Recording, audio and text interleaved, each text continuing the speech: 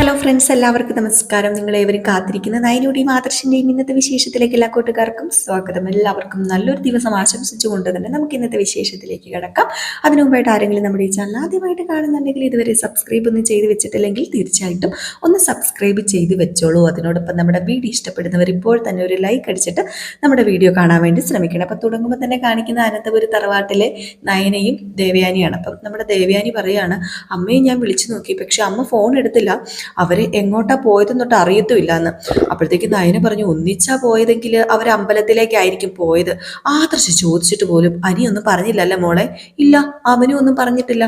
പക്ഷേ അവൻ ഇപ്പോഴും നല്ല സന്തോഷത്തിൽ തന്നെയാ, അവൻ വലിയ സന്തോഷത്തിലാണ് നടക്കുന്നത്. അപ്പോഴത്തേക്ക് നമ്മുടെ അനി പെട്ടെന്ന് കയറി വരിക. അപ്പൊ അനിയുടെ മുഖത്ത് എന്തോ ഒരു വല്ലാത്തൊരവസ്ഥയുണ്ട് കേട്ടോ. അനി കയറി വരുന്നതല്ല, അനി ഇങ്ങനെ തിണ്ണയിൽ ഇങ്ങനെ നിൽക്കും. അപ്പം വല്ലാത്തൊരവസ്ഥയിലാണ് അനി നിൽക്കുന്നത്. നമ്മുടെ നന്ദു ഫോൺ വിളിച്ചിട്ട് എടുത്തില്ലല്ലോ, അപ്പൊ അതാണ് കേട്ടോ. അപ്പൊ ഈ ഒരു സമയത്താണെങ്കിൽ മുത്തച്ഛനും മുത്തശ്ശിയും ഇറങ്ങി വരുന്നുണ്ട്. കാറിനകത്തുനിന്ന് അവർക്ക് നിരാശ തന്നെയാണ്. അപ്പോഴത്തേക്കും നമ്മുടെ അനി മനസ്സിൽ വിചാരിക്കുക, ഓ മുത്തച്ഛനും മുത്തശ്ശി നേരിട്ട് കാര്യം പറയട്ടെ എന്ന് വിചാരിച്ചിട്ടായിരിക്കും അവൾ ഫോൺ എടുക്കാതിരുന്നത്. അത് തന്നെ, അത് ഉറപ്പുള്ള കാര്യമാണ്. ഏതായാലും മുത്തച്ഛൻ്റെ വായിൽ നിന്ന് തന്നെ എല്ലാം കേൾക്കാം. അപ്പോഴത്തേക്കും നമ്മുടെ മുത്തച്ഛൻ വസന്തരോട് പതുക്കെ പറയാം, അവനാകപ്പാടെ സന്തോഷത്തിലാണല്ലോ, അവൻ സങ്കടപ്പെടേണ്ടി വരുമല്ലോ എന്ന്. അപ്പോഴത്തേക്കും നമ്മുടെ വസന്തര പറഞ്ഞു, മോൻ പ്രതീക്ഷയോട് കൂടി തന്നെ ഇരിക്കുന്നത്, ഇനിയിപ്പോൾ എന്താ ചെയ്യുക, നന്ദു വിളിച്ചൊന്നും പറഞ്ഞു കാണത്തില്ലായിരിക്കും. മക്കളുടെ ആഗ്രഹങ്ങൾ നടത്തി കൊടുക്കാൻ കഴിഞ്ഞില്ലെങ്കിലേ അത് വലിയ സങ്കടം തന്നെയാ. പിന്നെ കൊച്ചുമക്കളും കൂടി ആകുമ്പോൾ പ്രത്യേകിച്ച് പറയേണ്ട കാര്യമില്ലല്ലോ, അപ്പൊ അത് പ്രത്യേകിച്ച് സങ്കടം കൂടും. അതെ അതെ, ഇദ്ദേഹം പറയുന്നത് ശരിയാ, അവനൊരു പാവം പഞ്ചപാവം, അവന് സ്നേഹിക്കാൻ മാത്രമേ അറിയത്തുള്ളൂ. അങ്ങനെ സ്നേഹിക്കാൻ അറിയാവുന്നൊരു മനസ്സുള്ളത് കൊണ്ടാണ് അവൻ ഇത്രമാത്രം ആ പെങ്കൊച്ചിനെ ഇഷ്ടപ്പെട്ടത്, അല്ലേ വസന്തര? പറഞ്ഞിട്ട് കാര്യമില്ലല്ലോ, ഗോവിന്ദന്റെയും കനകയുടെയും സങ്കടം നമ്മൾ കണക്കിലെടുക്കാതിരിക്കുന്നത് ശരിയല്ലല്ലോ. അവർക്ക് താല്പര്യം ഇല്ല എങ്കിൽ പിന്നെ നമ്മളത് പറഞ്ഞിട്ട് കാര്യമില്ലല്ലോ എന്ന്. ഏതായാലും ഇവർ രണ്ടും അകത്തേക്ക് കയറി വരും. ഇപ്പൊ ഇവര് കുശിക്കുന്നത് ദേവയാനിയും നമ്മുടെ നയനയും നിന്ന് നോക്കുന്നുണ്ട് കേട്ടോ. അപ്പം നമ്മുടെ ദേവയാനി ചോദിച്ചു, അല്ല എങ്ങോട്ടാ രണ്ടാളും കൂടെ പോയത്? പറയാതെയാണല്ലോ പോയത്. മുത്തശ്ശനും മുത്തശ്ശിയും പുറത്തേക്ക് പോയതിന് ശേഷം കൊച്ചുമോൻ ഇവിടെ ഭയങ്കര സന്തോഷത്തിലാ. അനിയേ, അതാ ചോദിച്ചത്, നിങ്ങൾ എങ്ങോട്ടാ പോയത്? അല്ല, അച്ഛൻ്റെ അമ്മയുടെ മുഖത്ത് ഒരു സന്തോഷം ഇല്ലല്ലോ, അതെന്ത് പറ്റി അച്ഛൻ്റെ അമ്മയുടെ മുഖത്ത് സന്തോഷം ഇല്ലാത്തത്? രണ്ടുപേരും നല്ല വിഷമത്തിലാണെന്ന് തോന്നുന്നു. അപ്പോഴത്തേക്ക് നമ്മുടെ വസന്തര ചോദിച്ചു, അല്ല അനി എന്തിയെ? ഏയ്, അനി മേളിലുണ്ട്, വിളിക്കണോ?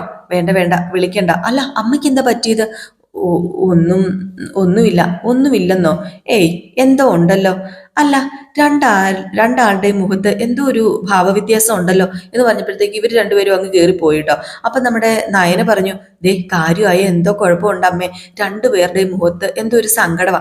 ഞാൻ ഏതായാലും മുത്തശ്ശിയോടൊന്ന് ചോദിക്കട്ടെ എന്താ സംഭവിച്ചതെന്ന്. ചിലപ്പോൾ മുത്തശ്ശി എന്നോട് പറഞ്ഞാലോ. എങ്കിൽ പിന്നെ മോള് പോയിന്ന് ചോദിക്ക്, അവരുടെ മുഖത്ത് ഭയങ്കര സങ്കടം തന്നെയാ എന്ന് പറഞ്ഞു. ഏതായാലും ഈ സമയത്ത് മുത്തച്ഛനും മുത്തശ്ശിയും നേരെ റൂമിനകത്തേക്ക് കയറി പോവുകയാണ് കേട്ടോ. അവരെങ്ങനെ സങ്കടപ്പെടാതിരിക്കും, ഒരുപാട് ആഗ്രഹിച്ചിട്ടാണല്ലോ ചെന്നത്. അപ്പൊ അനി പെട്ടെന്ന് വന്നിട്ട്, അതേ മുത്തച്ഛൻ, എന്തായി? നന്ദുവിന്റെ അച്ഛനോടും അമ്മയോടും സംസാരിച്ചോ? എന്നിട്ട് വിവാഹം ഉറപ്പിച്ചോ? അത് പിന്നെ മോനെ, നന്ദുവിന്റെയും നിന്റെയും മനസ്സിൽ എന്തായിരുന്നാലും ശരി, ഗോവിന്ദനെയും കനകയും വിഷമിപ്പിച്ചിട്ട് നമുക്ക് ഈ കല്യാണം ഒരിക്കലും നടത്താൻ പറ്റില്ല മോനെ. അതിന് ഞങ്ങൾ ഒരിക്കലും കൂട്ടു നിൽക്കില്ല. അവർ സമ്മതിച്ചായിരുന്നെങ്കിൽ ഒരുപക്ഷെ സന്തോഷത്തോടു കൂടി നമുക്ക് ഈ കല്യാണം നടത്തായിരുന്നു. അവളെ ഈ വീട്ടിലേക്ക് പറഞ്ഞു വിടുന്നതിന് ഒരു താല്പര്യവും ഇല്ല മോനെ. അത് തറപ്പിച്ച് തന്നെ ഞങ്ങളോട് പറഞ്ഞു.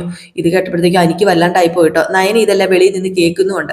അപ്പൊ നമ്മുടെ അനി പറഞ്ഞു, അത് അവരെ കാര്യങ്ങളൊക്കെ പറഞ്ഞ് മനസ്സിലാക്കാനല്ലേ നിങ്ങൾ രണ്ടുപേരും കൂടെ പോയത്? സംസാരിച്ചു. അവരുടെ സങ്കടങ്ങൾ കേട്ടപ്പോഴേ അതിനെ എതിർക്കാനേ എനിക്ക് കഴിഞ്ഞില്ല മക്കളെ. ഇനിയിപ്പം നിന്റെ ഭാഗത്ത് നിന്ന് ഒരു പ്രശ്നം ഉണ്ടാവില്ലെന്ന് ഞങ്ങൾ വാക്ക് കൊടുത്തിട്ടുണ്ട്. അതുകൊണ്ട് നീ ആയിട്ട് ഇനി പ്രശ്നങ്ങളൊന്നും ഉണ്ടാക്കരുത്, നന്ദുവിന്റെ പുറകെ നടക്കരുത്. മുത്തശ്ശ, എനിക്ക് വിശ്വസിക്കാൻ പറ്റുന്നില്ല. ഞാൻ ഒരുപാട് സന്തോഷത്തോടു കൂടി ഇവിടെ ഇരുന്നത് നല്ല വാർത്ത കേൾക്കാന്. എനിക്കറിയാം നിന്റെ വിഷമം, പക്ഷെ പരിധി വിട്ട് നമ്മൾ ഒന്നും ചെയ്യാൻ പാടില്ല. ഗോവിന്ദനും കനകയും അവര് രണ്ടുപേരുമാ നന്ദുവിനെ നല്ല രീതിയിൽ വളർത്തിയത്. മാത്രമല്ല സ്വന്തം അച്ഛനും അമ്മയ്ക്കും ഒരുപാട് സ്വപ്നവും പ്രതീക്ഷയൊക്കെ ഉണ്ട്. അവര് അതനുസരിച്ച് അവരുടെ ഭാവി തീരുമാനിച്ചോട്ടെ. അല്ലാതെ നമ്മൾ കയറി ചെന്ന് ഇടയ്ക്ക് ഇടങ്കോല് ഇടുന്നത് ശരിയല്ല. അത് പിന്നെ മുത്തച്ഛൻ, നന്ദുവിന് എന്നെ ഭയങ്കര ഇഷ്ടമാണ് മുത്തച്ഛ. അത് മോൻ പറഞ്ഞത് വളരെ ശരിയാ. അതുകൊണ്ട് തന്നെ നന്ദുവിന് ഞങ്ങൾ കാര്യങ്ങൾ പറഞ്ഞ് മനസ്സിലാക്കി വെപ്പിച്ചിട്ടുണ്ട്. അതുകൊണ്ട് ആ കുട്ടിയുടെ ഭാഗത്ത് നിന്ന് ഇനിയൊന്നും ഉണ്ടാകാൻ ചാൻസ് ഇല്ല. അതുകൊണ്ടാ പറഞ്ഞത്. അല്ല മുത്തശ്ശ, ദേ എന്നെ ഇഷ്ടപ്പെടുന്ന നന്ദുവിനെ പറഞ്ഞു തിരുത്താനാണോ നിങ്ങൾ രണ്ടുപേരും കൂടി ഇപ്പൊ പോയത്? ഓഹോ, അത് കൊള്ളാം. ദേ മോനെ, ഞങ്ങൾ എപ്പോഴും ഞങ്ങളുടെ ഭാഗം മാത്രം ചിന്തിക്കുന്ന കൂട്ടത്തിലല്ലെന്ന് നിനക്കറിയാലോ. മറ്റുള്ളവരുടെ മാനസികാവസ്ഥയും ഞങ്ങൾ നോക്കും. അവർ പറയുന്ന പല കാര്യങ്ങളും തള്ളിക്കളയാൻ പറ്റുന്നതല്ല. അതുകൊണ്ട് ഒരു വാക്ക് തർക്കത്തിന് നിൽക്കാതെ മോൻ ഇതെല്ലാം അംഗീകരിച്ചേ പറ്റൂ. ഇനിയും നീയും നന്ദുവും തമ്മിൽ ഒന്നിക്കുന്നതിന് ഞങ്ങൾ ഒരിക്കലും എതിരല്ല. പക്ഷെ നന്ദുവിന്റെ അച്ഛനും അമ്മയും എതിരാണ്. ആ എതിര് നിൽക്കുന്നിടത്തോളം കാലം ഈ വീട്ടിലേക്ക് നന്ദുവിനെ കയറ്റിക്കൊണ്ട് വരാൻ ഞങ്ങൾ സമ്മതിക്കില്ല. അവർ സമ്മതിക്കാത്തോടത്തോളം കാലം ഞങ്ങൾക്ക് ഒന്നും ചെയ്യാൻ പറ്റില്ല. പിന്നെ അവർ പറയുന്നതിൽ കാര്യമുണ്ട് മോനെ, നമുക്ക് വെറുതെ കളയാൻ പറ്റില്ലല്ലോ. ജാനകി പറഞ്ഞുകൊണ്ടിരിക്കുന്നത് അവളുടെ ജഡത്തിന്റെ മുകളിലൂടെ മാത്രമേ നിനക്ക് കല്യാണം കഴിച്ചുകൊണ്ട് വരാൻ പറ്റുള്ളൂന്നല്ലേ പറയുന്നത് നന്ദുവിനെ. അതൊക്കെ കനകയ്ക്കും ഗോവിന്ദനൊക്കെ നന്നായിട്ട് അറിയാവുന്ന കാര്യമാണ്. അങ്ങനെ ഒരു സാഹചര്യത്തിൽ നന്ദുവിനെ ഇങ്ങോട്ടേക്ക് കൊണ്ടുവന്ന് ഒരു കുടുംബകലകം ഉണ്ടാക്കുന്നത് ശരിയല്ലല്ലോ. അതുകൊണ്ട് സത്യം പറഞ്ഞു കഴിഞ്ഞിട്ടുണ്ടെങ്കിൽ അവരിങ്ങോട്ടേക്ക് അവളെ വിടാത്തത്. ഇനിയിപ്പം ഒന്നും ചെയ്യാനില്ലെന്നാ തോന്നുന്നത്. പിന്നെ കല്യാണത്തിന് ശേഷം സ്വൈര്യമായിട്ട് ജീവിക്കണ്ടേ, അത് പറ്റുമോ നിങ്ങൾക്ക്? എൻ്റെ മുത്തച്ഛൻ, ഞാൻ വലിയ പ്രതീക്ഷയിലായിരുന്നു. എൻ്റെ സന്തോഷം ഇവിടെ എല്ലാവരും അറിഞ്ഞതുവാ. പക്ഷെ അതിന് കാരണം എന്താണെന്ന് ആർക്കും അറിയില്ലായിരുന്നു. അത് ഞാൻ പിന്നെ പറയാൻ മാറ്റി വെച്ചിരിക്കുകയായിരുന്നു. ഇനിയിപ്പം ഞാൻ എന്ത് ചെയ്യും? മുത്തച്ഛനും മുത്തശ്ശിയും വന്നതിന് ശേഷം, വിവരം അറിഞ്ഞതിന് ശേഷം എല്ലാവരോടും പറയാൻ വേണ്ടി ഇരുന്നതാ നന്ദു ഈ വീട്ടിന്റെ മരുമകളാകാൻ പോവുകയാണെന്ന്. അതെന്തായാലും ഇനി പറ്റില്ലല്ലോ. ഒരിക്കലും പറ്റില്ലല്ലോ എന്നും പറഞ്ഞിട്ട് നമ്മുടെ അനി അങ്ങ് ഇറങ്ങി പോവുകയാണ് കേട്ടോ. പക്ഷെ നമ്മുടെ നയന ഇതെല്ലാം നിന്ന് കേട്ട് കേട്ടോ. നയന ഇത് കേട്ടോണ്ട് അകത്തേക്ക് കയറി വരികയാണ്. അകത്തേക്ക് കയറി വന്ന ഉടനെ തന്നെ നമ്മുടെ മുത്തശ്ശിനെയും നോക്കിയിട്ടോ. എന്നിട്ട് ചോദിക്കുക, മുത്തശ്ശനോടും മുത്തശ്ശിയോടും കാര്യങ്ങൾ തിരക്കാനാ ഞാൻ ഇങ്ങോട്ടേക്ക് വന്നത്. ഇനിയിപ്പം പ്രത്യേകിച്ച് തിരക്കേണ്ട കാര്യമൊന്നുമില്ല. അറിയേണ്ടതെല്ലാം ഞാൻ അറിഞ്ഞു, ഞാൻ കേട്ടു. അനിയോട് സംസാരിച്ചൊക്കെ ഞാൻ കേട്ടു. അപ്പോഴത്തേക്കും വസന്തര പറഞ്ഞു, ഞങ്ങൾ എന്താ മോളെ വേണ്ടത്? ഞങ്ങൾ എന്താ ചെയ്യേണ്ടത്? എനിക്ക് കുറച്ച് വിഷമമൊക്കെ കാണും. പക്ഷെ എൻ്റെ അച്ഛൻ്റെ അമ്മയുടെ നിലപാട് ശരിയാ. നിങ്ങൾക്ക് അതൊന്ന് മനസ്സിലാക്കിപ്പിക്കാൻ എനിക്ക് പറ്റില്ല. നിങ്ങൾക്ക് മനസ്സിലാക്കിയെന്ന എൻ്റെ വിചാരം. ഒരിക്കലും നന്ദു ഇങ്ങോട്ടേക്ക് വരണ്ട. അനാമികയായിട്ടുള്ള കല്യാണം നടന്നത് നേരത്തെ ഈ ബന്ധം ഉണ്ടെന്ന് അറിയാതെയാണ്. പക്ഷെ കാര്യങ്ങൾ ഇത്രത്തോളം ആയ സ്ഥിതിക്ക് അനാമികയുടെ വീട്ടുകാരും അഹങ്കാരം കാണിച്ച സ്ഥിതിക്ക് നന്ദുവിനെ ഇങ്ങോട്ട് കൂട്ടിക്കൊണ്ട് വരാൻ വേണ്ടിയാ ഞങ്ങൾ തീരുമാനിച്ചത്. അതുകൊണ്ട് ആരോടും ഒന്നും പറയാതെ മോളുടെ വീട്ടിലേക്ക് കല്യാണം ആലോചിക്കാൻ വേണ്ടി പോയത്.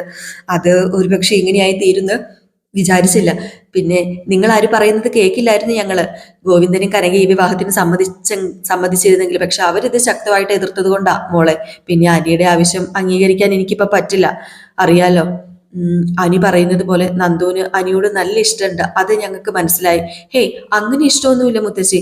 അനിയെ വേദനിപ്പിക്കാതിരിക്കാൻ വേണ്ടി നന്ദുവും അനിയെ പിണക്കുന്നില്ലെന്ന് മാത്രമാ എനിക്ക് തോന്നുന്നത്. ഹേയ്, അങ്ങനെയൊന്നുമല്ല. നന്ദുവിന്റെ മട്ടും ഭാവമൊക്കെ കണ്ട് ഞങ്ങൾക്ക് അങ്ങനെയൊന്നും തോന്നിയില്ല. അവൾക്ക് ഒരുപാട് ഇഷ്ടം. ഇനിയിപ്പോ എന്തെങ്കിലും ആയിക്കോട്ടെ. ഇനിയിപ്പോ അതിനെക്കുറിച്ച് സംസാരിച്ചിട്ട് ഒരു കാര്യമില്ല മോളെ. ആ കഥ ഇവിടെ നമുക്ക് സ്റ്റോപ്പ് ചെയ്യാം. ഏതായാലും കനകദുർഗയ്ക്കും ഗോവിന്ദനും താല്പര്യം ഇല്ലെങ്കിൽ പിന്നെ മുന്നോട്ടേക്ക് ആലോചിച്ചിട്ട് ഒരു കാര്യമില്ലല്ലോ. പിന്നെ അനിയെ സമാധാനിപ്പിക്കാൻ പറ്റുമെങ്കിൽ നിങ്ങൾ സമാധാനിപ്പിക്കുക.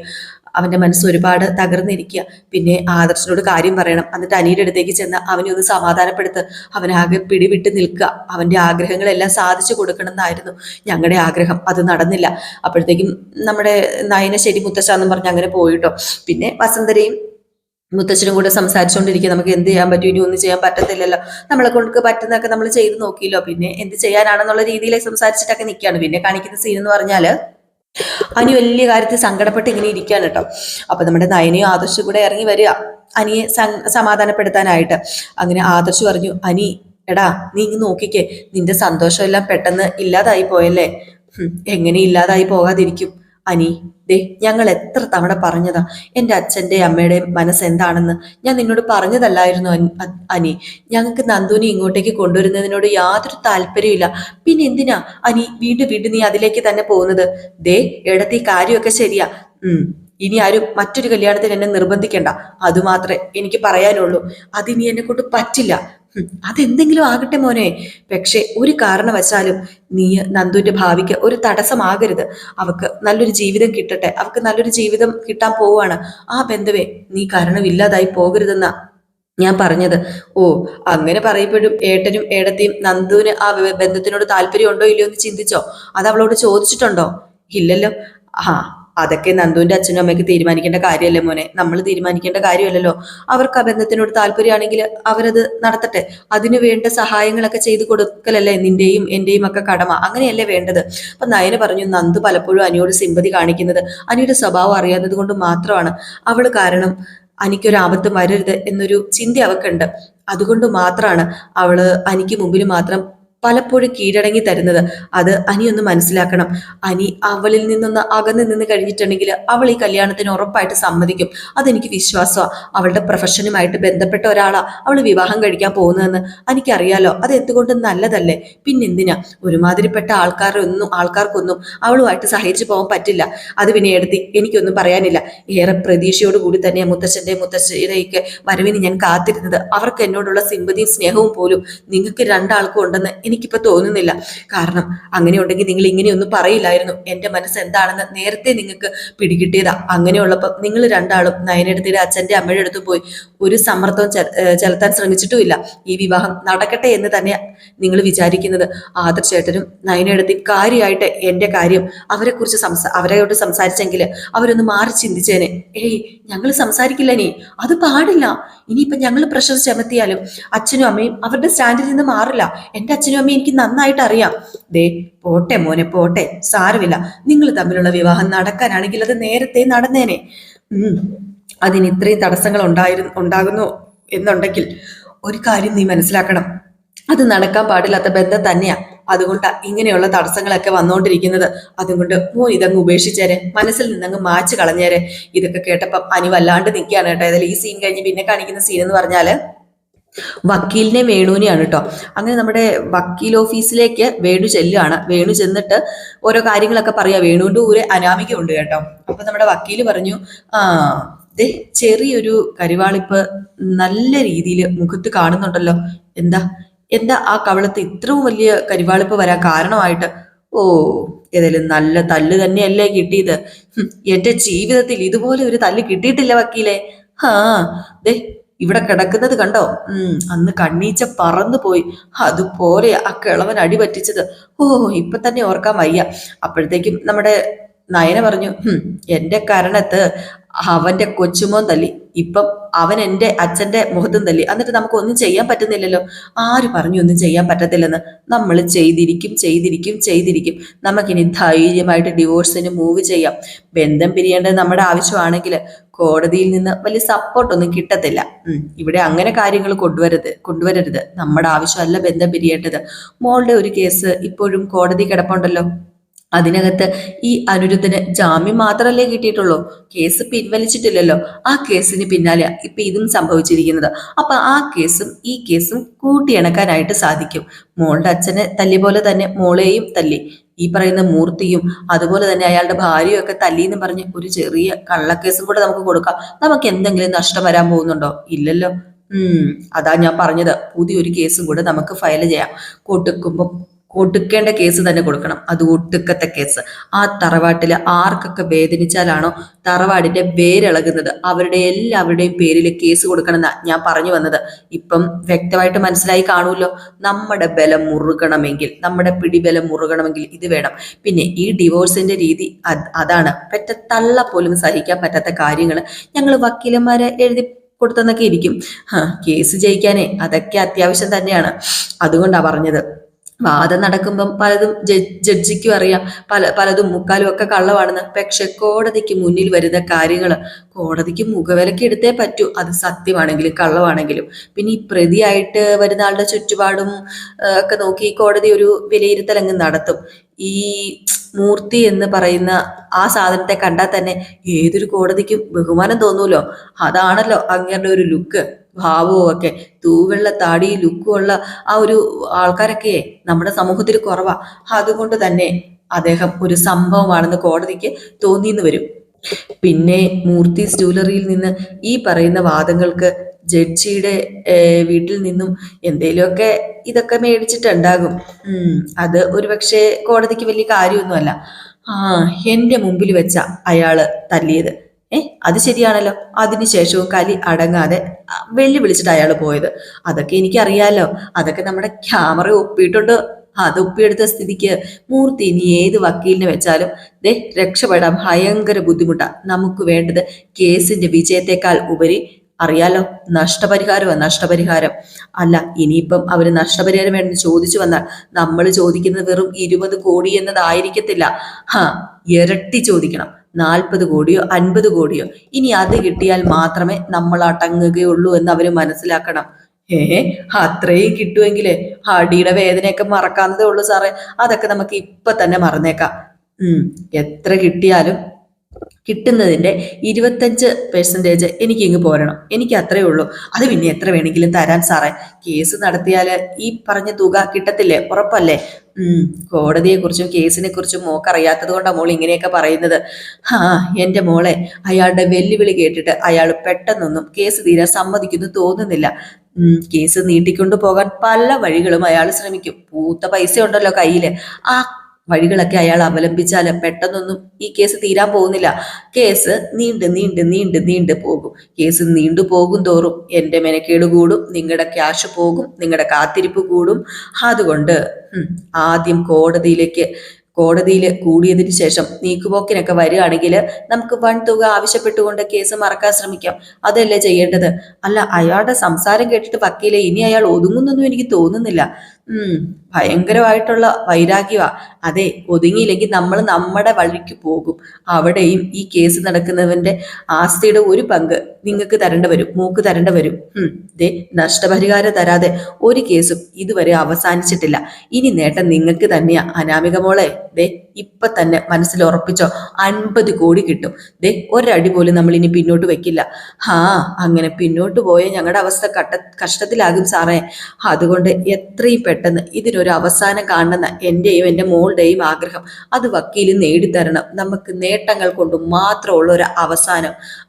ആദ്യം കോടതി കൂടുമ്പോ തന്നെ ഈ പറയുന്ന അനുരത്തനെയും മുത്തച്ഛനെയും മുത്തശ്ശിയും ഒക്കെ കൊടയുമ്പോഴത്തേക്കും അവർക്ക് കാര്യത്തിന്റെ പോക്കും സീരിയസ്നെസ് ഒക്കെ മനസ്സിലാകും. ഞാൻ അത്ര നിസ്സാരക്കാരനല്ല എന്ന് ഈ അനന്തമൂർത്തിക്ക് അറിയാം. അതുകൊണ്ട് ചെറിയ പേടിയൊക്കെ ഉണ്ട്. എന്റെ തലച്ചോറ് എത്രയുണ്ടെന്ന് അവരിനി കൂടുതൽ അറിയാൻ പോകുന്നതേ ഉള്ളൂ. വേണു മോളെ, കാത്തിരുന്നോ 50 കോടിക്കായിട്ട്. ഈ സമയം പിന്നെ കാണിക്കുന്ന സീൻ എന്ന് പറഞ്ഞിട്ടുണ്ടെങ്കിൽ നമ്മുടെ അഭി ഉണ്ടല്ലോ, നേരെ സച്ചിനെ കാണാൻ പോവാണ് കേട്ടോ. ആരുടെ? നമ്മുടെ നന്ദുവിനെ വിവാഹം കഴിക്കാൻ പോകുന്ന പയ്യനെ. എന്നിട്ട് പറയാണ്, അനിയുണ്ടല്ലോ, അനിക്ക് പെണ്ണാലോചിക്കാനായി മുത്തശ്ശനും മുത്തശ്ശിയും അങ്ങോട്ടേക്ക് പോയിട്ടുണ്ടായിരുന്നു. എന്നിട്ട് എന്താ സംഭവിച്ചത്? ഞാനും എൻ്റെ അമ്മയും ഒക്കെ അതിനെതിരാ. പിന്നെ എൻ്റെ ഭാര്യയും എല്ലാം പറഞ്ഞ് തിരുത്തിയിട്ടുണ്ട്. അതുപോലെ തന്നെ നന്ദുവിന്റെ അച്ഛനും അമ്മയൊക്കെ നന്ദുവും സച്ചിയും തമ്മിൽ ഒന്നിക്കണം എന്ന് ആഗ്രഹിക്കുന്നവർ തന്നെയാണ്. അതുകൊണ്ട് ആ ആലോചന ചീറ്റി പോവുക ചെയ്തത്. രക്ഷപ്പെട്ടു. അല്ല, എന്റെ കാര്യം അവക്കറിയാലോ. എന്നിട്ട് പിന്നെ എന്തിനാ അങ്ങോട്ടേക്ക് പോയത്? ഈ കൊച്ചുമക്കളോട് വലിയ സ്നേഹമായിരിക്കുമല്ലോ അവരുടെ മുത്തശ്ശനും മുത്തശ്ശിക്കൊക്കെ. അതുകൊണ്ടാണ് മുത്തശ്ശനും മുത്തശ്ശിയും അങ്ങോട്ടേക്ക് പോയത്. പിന്നെ അനി ഇളയ കൊച്ചുമകനാണല്ലോ, അതിന്റെ ഒരു വാത്സല്യ കൂടുതൽ എപ്പോഴും അവർക്ക് അങ്ങോട്ടും ഇങ്ങോട്ടും ഒക്കെ ഉണ്ട്. ഇപ്പം അനി കാരണം ഒരുപാട് പ്രശ്നങ്ങൾ ഉണ്ടായില്ലേ? അവന്റെ മനസ്സൊന്ന് തണുപ്പിക്കാൻ വേണ്ടിയാണ് അവരിങ്ങനെ ഒരു സാഹസം കാണിച്ചത്. പക്ഷേ എന്ത് ചെയ്യാനാണ്? അത് വിജയിച്ചില്ല, അത് ചീറ്റിപ്പോയി. അല്ല, നന്ദുവിന്റെ അച്ഛനും അമ്മയും എത്രയും പെട്ടെന്ന് കല്യാണം നടത്താമെന്നാ എന്നോട് പറഞ്ഞിരിക്കുന്നത്.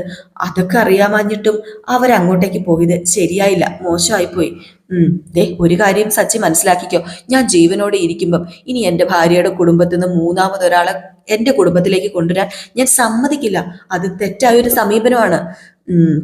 എന്ന് മാത്രമല്ല, അനിയെ നന്ദു കല്യാണം കഴിക്കുകയാണെങ്കിൽ അത് അനിയുടെ 2ാം ഘട്ടല്ലേ? അപ്പം അത് ആ പെങ്കൊച്ചിനല്ലേ ദോഷം? എൻ്റെ അനിയനാണെങ്കിലും അങ്ങനെ 2ാം ഘട്ടുകാരന്റെ ഭാര്യ ആകേണ്ടവളല്ല ഈ പറയുന്ന നന്ദു. അബിക്കറിയാലോ, ഒരു CA ആയി എനിക്ക് പെണ്ണ് കിട്ടാൻ വലിയ ഒന്നുമില്ല. പക്ഷേ എൻ്റെ രീതികൾക്ക് പറ്റിയ പെൺകുട്ടിയാണ് നന്ദു. അതുകൊണ്ടാണ് നന്ദുവിന് ഞാൻ പ്രപ്പോസ് ചെയ്തതും അവളെ വിവാഹം കഴിച്ചാൽ തീരുമാനിച്ചതും ഒക്കെ. അതുമായിട്ട് സച്ചി ധൈര്യത്തോടു കൂടി മുന്നോട്ടേക്ക് പോക്കോ, ഞാൻ കൂടെ തന്നെ ഉണ്ടാകും, ഉറപ്പാ. ഞാൻ മാത്രമല്ല കേട്ടോ, എൻ്റെ ഭാര്യയും അവളുടെ വീട്ടുകാരൊക്കെ സച്ചിയുടെ ഭാഗത്ത് തന്നെയുണ്ട്. അതുകൊണ്ട് പേടിക്കുകയേ വേണ്ട. അവരൊക്കെ ഇപ്പോഴും നിങ്ങൾ ഒന്നിക്കണമെന്ന് ആഗ്രഹിക്കുന്ന ആൾക്കാരാണ്. അതുകൊണ്ട് ഒരിക്കലും നിങ്ങളുടെ കല്യാണം നടക്കാതെ ഇരിക്കത്തൊന്നുമില്ല. ഇനി അവരുടെ മനസ്സിൽ എന്തെങ്കിലും ഒരു കാര്യം വീണിട്ടുണ്ടെങ്കിൽ അത് ഈ മാറ്റിയെടുത്തിരിക്കും. അത് ഉറപ്പായ കാര്യമാണ്. പിന്നെ എൻ്റെ ഏട്ടൻ ആദർശിനെ അറിയാലോ, ഒരിക്കൽ ഇവിടെ വന്നതല്ലേ. അവനും അവന്റെ ഭാര്യയുമാ നിങ്ങൾ തമ്മിലുള്ള ബന്ധത്തിന് തുരങ്കം വെക്കാൻ നിൽക്കുന്നത്. അവരെ ഒന്ന് സൂക്ഷിക്കുന്നത് നല്ലതായിരിക്കും. അല്ല, അവർക്ക് ഞങ്ങൾ ഒന്നിക്കുന്നതിൽ എന്തെങ്കിലും എതിർപ്പുണ്ടോ? പുറമേ എതിർപ്പില്ല എന്നൊക്കെ പറയും, അതൊക്കെ വെറുതെയാന്നേ. എന്റെ ഏടത്തിയമ്മ ഉണ്ടല്ലോ, അതായത് ഈ നന്ദുവിന്റെ ചേച്ചി, അവരാണ് നന്ദുവിന്റെ എല്ലാ തെറ്റുകൾക്കും കൂടെ പിടിച്ച് കൂടെ നിൽക്കുന്ന ആള്. ഈ അനിയും നന്ദുവും തമ്മിലുള്ള അടുപ്പത്തിന് പോലും കാരണക്കാരി ആരാ? ആ നയന എന്ന് പറയുന്ന എൻ്റെ ഏടത്തിയാ. എൻ്റെ ഏടത്തി എന്ന ബഹുമാനം അവർക്ക് ഞാൻ കൊടുക്കുന്നുണ്ട്. പക്ഷെ ഇത്തരത്തിലുള്ള അവരുടെ രീതികളെ എനിക്കത് അംഗീകരിച്ചു കൊടുക്കാൻ പറ്റില്ല. അതെനിക്ക് ഇഷ്ടമല്ല. അത് പിന്നെ ഒരുപാട് ഞാൻ നന്ദുവിനെ സ്നേഹിക്കുന്നുണ്ട്. ഇനി അവളെൻ്റെ ജീവിതത്തിലേക്ക് വന്ന് ചേർന്നില്ലെങ്കിലേ ഞാൻ താങ്ങില്ല, സഹിക്കില്ല. അതുകൊണ്ടാ ഞാൻ പേടിച്ചു വിറച്ചിപ്പം ഈ CI ആയിട്ട് ഇവിടെ ഇരിക്കുന്നത്. ഓ, തൻ്റെ മനസ്സിൽ നന്മയുണ്ടല്ലോ, അതാ എനിക്ക് ഇഷ്ടപ്പെട്ടത്. അതുകൊണ്ട് എൻ്റെ അനിയത്തിയുടെ ഭർത്താവായിട്ട് തന്നെ വന്നിരിക്കും. അറിയില്ലേ ഞാൻ പറഞ്ഞത്? അറിയാലോ, വാക്ക് പറഞ്ഞ വാക്കാണ്. ഈ പ്രതിഫലം എന്ന് പറയുന്നത് അത് ഈ അഭി തന്നിരിക്കും. അത് വേറെ ആരുമായിട്ടല്ല, എൻ്റെ അനിയത്തിനെ ആയിരിക്കും പ്രതിഫലമായിട്ട് തന്നിരിക്കുന്നത് എന്നൊക്കെ പറഞ്ഞിട്ട് അവിടെ നിന്ന് ഇറങ്ങോട്ടോ. ഈ ഒരു സീനൊക്കെ കാണിച്ചിട്ടാണ് ഇന്നത്തെ വിശേഷം അവസാനിക്കുന്നത്. ഏതായാലും അഭി ഇതിന്റെ ഇടയ്ക്ക് വന്ന് കിടന്ന് കളിക്കാൻ ശ്രമിക്കുന്നുണ്ട്. അപ്പൊ എന്തൊക്കെയായി തീരും നമുക്ക് കാത്തിരുന്ന് തന്നെ കാണാം. എല്ലാവരും കാത്തിരിക്കും അടുത്ത വിശേഷത്തിനായിട്ട്. അതുവരെ എല്ലാവർക്കും ടാറ്റാ ബൈ ബൈ. ലൈക്ക് അടിക്കാൻ മറക്കരുതേ.